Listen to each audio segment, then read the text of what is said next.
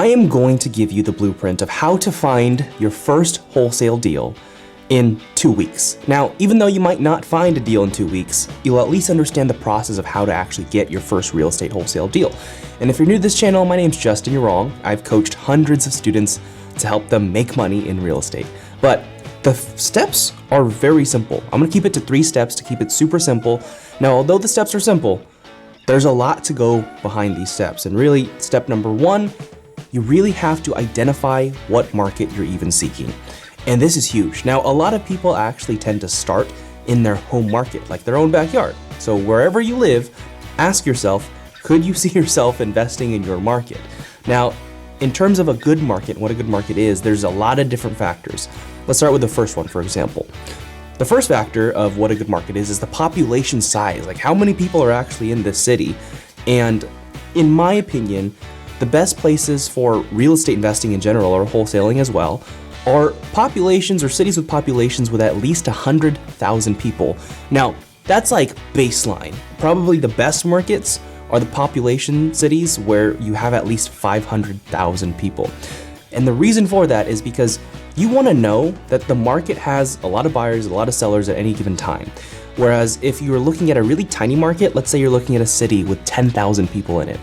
If you're looking to flip, I know this video is about wholesaling, but if you're looking to flip a house in a city with 10,000 people, and you go to list that house for sale after fixing it up, there's not gonna be a lot of people looking for houses like that. And so you might have to sit on market for a long, long time, which also eats up cost. Now I know we're talking about wholesaling, but that's just in general, like what a good market is. Population-wise, you should be shooting for a market at least 500,000 people. Now, if you're living in a market or living in a city that does not meet that requirement or option, then what you can do is, if you still are very comfortable with your city, you can still choose to invest there or wholesale there because that's your backyard. It's most likely that you know all the streets, like you know all the cross streets, know where the ghetto areas are, know where the good areas are. That's huge. That's a big advantage because there's a lot of investors that are investing out of state, like myself that I've done. And sometimes, if you are not in a market that you're comfortable with as an out-of-state investor, you're going to not know all the intricacies versus the local people. So nothing wrong with starting in your local market if you are familiar, even if it doesn't meet the population option of 500,000 people. So that's the first thing. The other thing to consider is realistic, the type of market that you're in. So I know we might go a little bit more advanced here, but there are different types of markets when it comes to real estate. There is what's called a buyer's market, a seller's market, and a neutral market. And it's gonna be different across the country because even though we're in the US, or that's where we're looking at real estate, even though that's the case, it's not like every city is gonna do the exact same thing at every single time.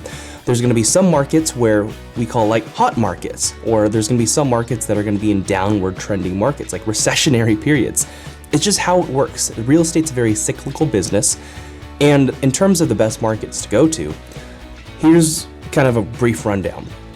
Let's start with the seller's market. In a seller's market, let's say for the general house flipper, if you go to list a house for sale after you fix it up, in a seller's market specifically, you're gonna get a bunch of offers right away, super fast, and there's gonna be a lot of buyers competing for the same property. So like an extreme seller's market, you list a house for sale and the next day you got like 20 offers.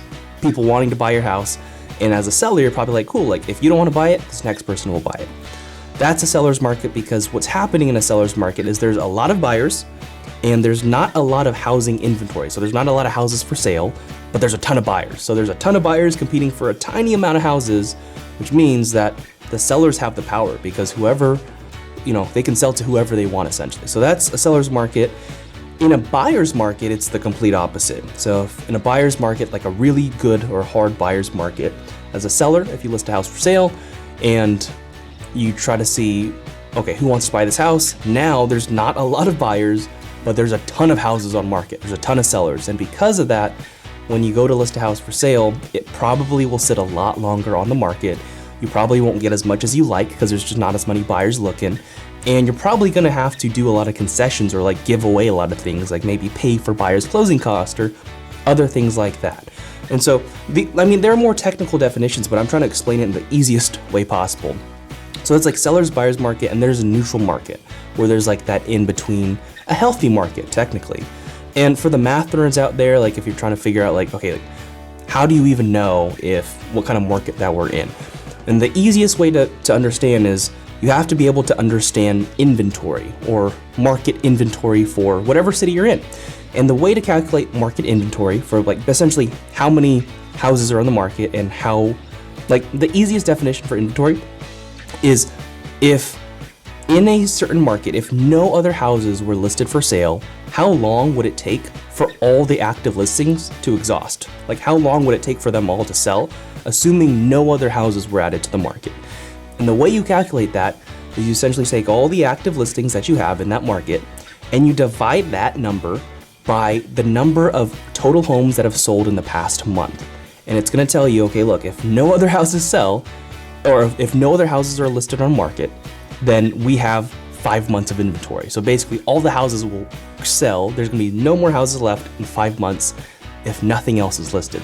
That's what inventory is, and the reason why it's so important is because it tells you what kind of market you're in. So essentially, when you do that calculation, and you can find this data really easily on like Zillow or something. You don't need, to get more accurate numbers, you might need the MLS, but Zillow works. And essentially, if you are in a market where you're looking at 0, or let's say you're in a market where it's probably like 3 to 6 months of inventory, that's more of a seller's market. Now, when you're more at a market of like 6 months or above of inventory, we call that a buyer's market. If you're going 3 months or below of inventory, that's what's called a seller's market. So those are like the general definitions of inventory. And it's just generally important to understand it so you can understand what kind of market you're about to approach, or as you're doing your investing career, to keep track of where the market's headed, because that's huge as well. So that's the first thing. Identify your market. Do you want to invest local or out of state? What kind of market it is? Population. Like those are the biggest key factors in my opinion, and just your comfortability level. So those are the big things. Now, number 2, like the biggest step is how are you going to actually find your first deal or your next deal if you've already done a wholesale deal? There are a lot of ways you can find deals in real estate for wholesaling. And let me just list like a few of them just so you understand what I'm talking about. You can attack the MLS, so you can look at on-market deals. You can do cold calling, where you are cold calling homeowners directly. You can text, so you can text these homeowners directly to find your next deal. You can do ringless voicemails, where it's kind of like calling, but you're sending voicemail straight to people. You can do direct mail, where you're directly mailing homeowners. Like there's a lot of other stuff, but those are probably not all of them, but some of them are like cheaper ones or free ones. And you can also find deals from realtors. So those are different ways that you can find deals specifically for wholesaling. And in terms of the best strategies to find them, it depends on a lot of things. One, it depends on your skill level and what you have. Like if you have a lot of sales ability, you might be really good doing direct marketing to sellers. So you might be good at the cold calling or texting them. If you're really good at just building relationships with people, you might be really good at finding deals on the MLS or with realtors. But it also depends on how willing you are to put in all this work for whatever strategy it is. What I mean by that is every strategy might be free. Some strategies might be a little bit more paid, where you're actually paying stuff. For example, with cold calling, if you plan to cold call homeowners directly, even if you are planning to do the cold calling yourself, which you can, it's free to do that, it still likely will cost you some money because you're going to have to do what's called skip trace. You have to skip trace these homeowners. Once you have like maybe a list of property addresses that you like and maybe the homeowner names, well, now you have to find a way to contact them. So you need their phone numbers. And often that's not free. There are free websites like True People Search that allow you to find a person's phone number from their name and from their address. It's okay, and you have to go like one by one. So you have to search one homeowner at a time. And if you're planning to cold call, often it takes a lot of volume to actually get deals. So probably the best strategy is to find the list of homes that you like, import that list into something like a skip tracing service that just shoots out their phone numbers. So you have a list of properties and now you have a list of their phone numbers, and that typically costs money. So there are some things that are like paid. Now the free ways you can find deals from wholesaling, like the truly free ways, is the MLS. Like that's probably the easiest free way to find deals to wholesale. And a lot of people say out there that you cannot wholesale on the MLS. You absolutely can. I've done it. I've bought deals from other wholesalers on the MLS, but everyone kind of thinks that there's too many people looking at these properties. And while that is true, there's only a handful of investors or wholesalers who are consistently, actively looking at all these deals on the MLS, because a lot of people believe that you can't find deals on there, so they're just doing their own direct marketing. They're calling homeowners directly. They're doing all that stuff. And so you can definitely find deals on the MLS to wholesale. You can also find deals from realtors. You can technically find deals from cold calling as well, if like for free, if you are planning to use a site like True People Search to skip trace these people's numbers. You can also door knock. So let's say you have the list of people that you want to call, and you do want to do direct marketing, but you don't have a budget. You're like, I can't spend money. You could also find that list of people that you like, the houses that you want to buy, and you can go to door knock, and you can door knock all the mailing addresses, and you can find this information on the tax records, or certain services like PropStream allow you to search this stuff easily. PropStream costs money, but the freest way or the cheapest is probably MLS, cold calling, relationships with other realtors. Some people like to wholesale other wholesalers, and what I mean by that is we call it like daisy chaining in this business. And what I mean by that, let's say there's two wholesalers. One wholesaler has a deal, and they bring a deal to this other wholesaler like, hey, I'm looking to sell this deal. And this other second wholesaler, they're gonna say to them, hey, look, I'm not actually ready to buy this. I don't have the funds, but I do have a buyer's list of my own. Are you willing to let me market this to my list? And if I happen to sell it for more than what you want, can I keep the difference? So for example, let's say a wholesaler is trying to sell a deal at $100,000, and you go to that wholesaler and you're like, hey, can I try to market this list at $110,000? And if I get a buyer that's willing to buy at $110,000, can I keep that $10,000 difference for my service? So you can do that. I don't really like that much. A lot of people daisy chain, and they daisy chain without permission. It's kind of like to each your own, but it's definitely a free way to wholesale deals. The hard part about that is building your buyers list to find strong buyers that are willing to buy at higher prices. So those are the different strategies you can use. There's a lot of intricacies within each strategy. If you are planning to, let's say, attack the MLS, for that one specifically, even if you are planning to wholesale, you need to get pre-approved. You need to get pre-approved with some type of lender, or just have a proof of funds if you just have the cash ready. But I'm assuming you don't. And if you don't, then yeah, the easiest way to get pre-approved with a lender is to go to a hard money lender. There's two different types of lenders. There's there's a lot of different types of lenders, but the one you always hear about is like conventional lenders, where you're doing like 30-year mortgages, lower interest rates, stuff like that. But hard money lenders, these are designed for like short-term loans. They're 6 to 12 month loans, and they're high interest rates. They charge high fees up front, but they allow you to get really good deals, and they can lend to you when conventional loans cannot. So maybe the deal or the house is like super beat up. The conventional lender is gonna tell you, no, this house is too beat up. You gotta get the seller to fix everything up before we give you money. Whereas a hard money lender, they understand that you're probably trying to put in work, getting a deal at a deep discount, and they can lend on those properties. So the easiest way to get pre-approved is go to a hard money lender. You can either do a national one, or you can go to a local one. Just Google it. It's probably the fastest way. And just call them and say, hey, look, I want to get pre-approved.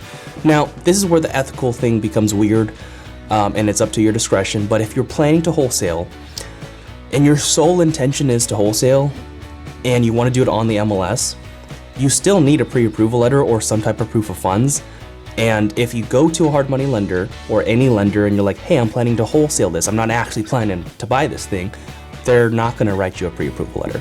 So it's up to you whether you want to say, look, I'm looking to buy a house on the MLS, so I need a pre-approval letter, or you could choose to just be super honest and not pre-approved at all.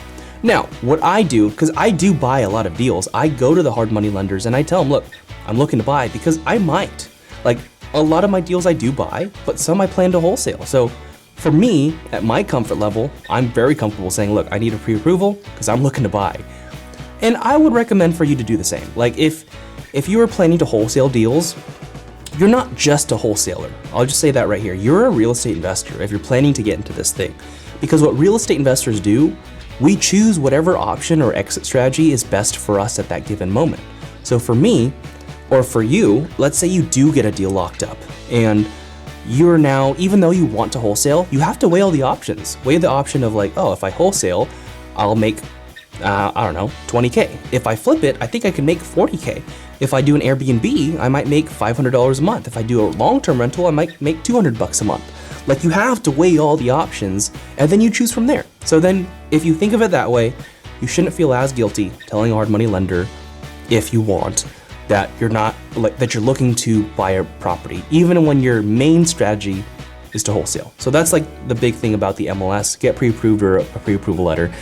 Now, if you're doing direct to seller marketing, like you're cold calling homeowners or you are texting them, it doesn't matter as much. Like, I've never had a moment where a seller has told me or asked me the question of like, hey, do you have approved funds or pre-approval letter? Never have asked that, but it's only because of, I guess, my ability to build rapport with them and to get them to trust me.